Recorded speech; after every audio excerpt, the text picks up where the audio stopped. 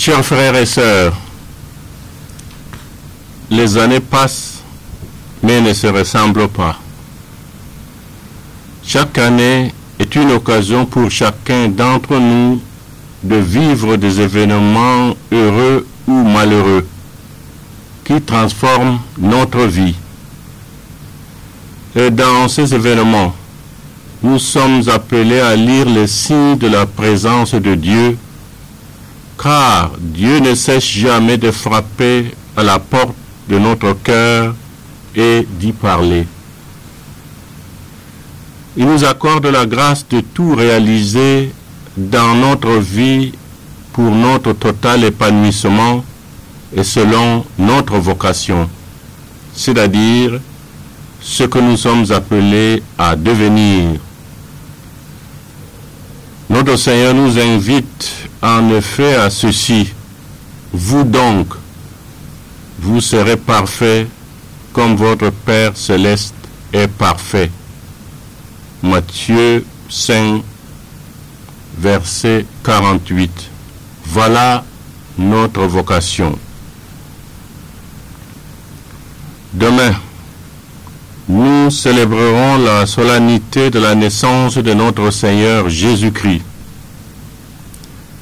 À Noël, en effet, nous accueillons l'amour de Dieu le Père que le Fils qui s'est fait homme nous a manifesté.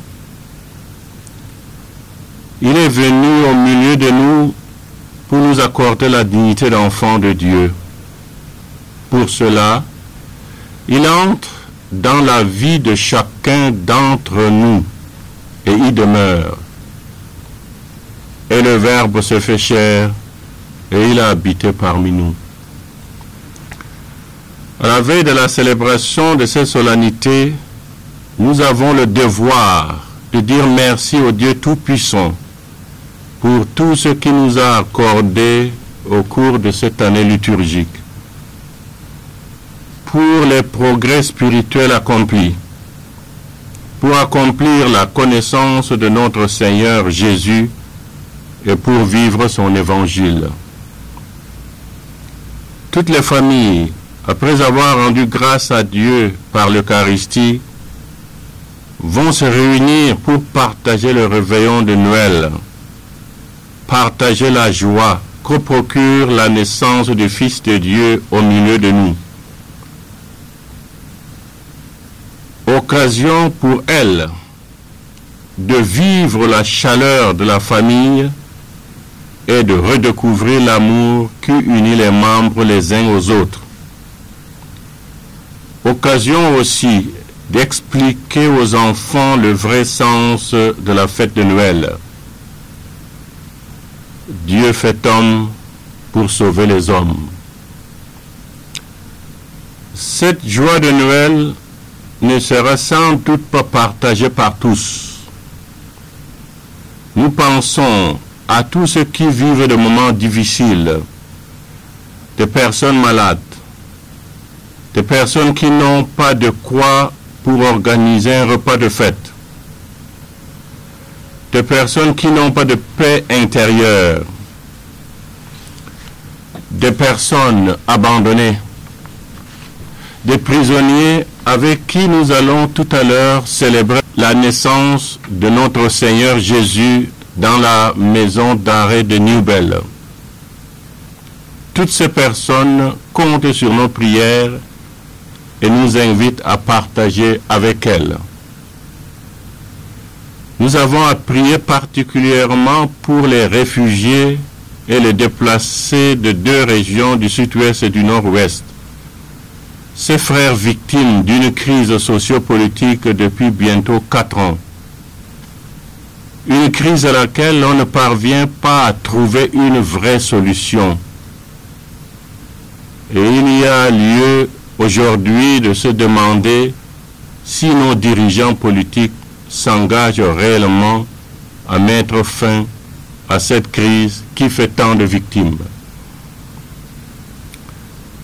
Il y a les déplacés dans la région de l'extrême nord, ayant fui la guerre organisée par la secte Boko Haram. Des enlèvements de familles entières se poursuivent. Des personnes sont violemment assassinées. Malgré les moyens militaires déployés, ces combattants, se réclamant de l'islam, ne sont jamais vaincus. N'oublions pas les réfugiés nigérians et centrafricains qui se retrouvent sur le sol camerounais. Que notre prière s'élève vers l'enfant Jésus, prince de la paix, pour toutes ces personnes victimes pour toutes sortes de violences.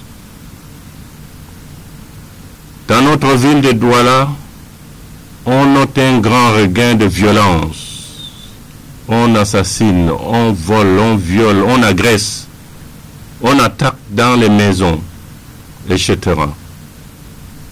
Tournons-nous vers la Vierge Marie, celle qui a mis au monde notre Seigneur, qu'elle intervienne auprès de son Fils, afin qu'il change notre cœur de pierre en un cœur de chair, que nous puissions bâtir notre ville où nous pouvons tous vivre en paix.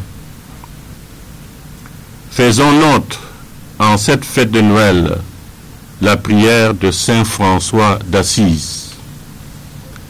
Seigneur, fais de moi un instrument de ta paix. Là où est la haine, que je mette l'amour. Là où est l'offense, que je mette le pardon. Là où est la discorde, que je mette l'union. Là où est l'erreur, que je mette la vérité. Là où est le doute, que je mette la foi.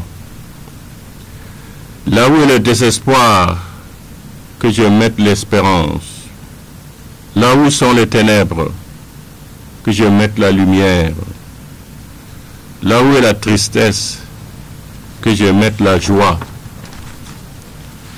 Ô Seigneur, que je ne cherche pas tant à être consolé qu'à consoler, à être compris qu'à comprendre, à être aimé qu'à aimer, car c'est en se donnant qu'on reçoit, c'est en suppliant qu'on se retrouve, c'est en pardonnant qu'on est pardonné, c'est en mourant qu'on ressuscite à l'éternelle vie.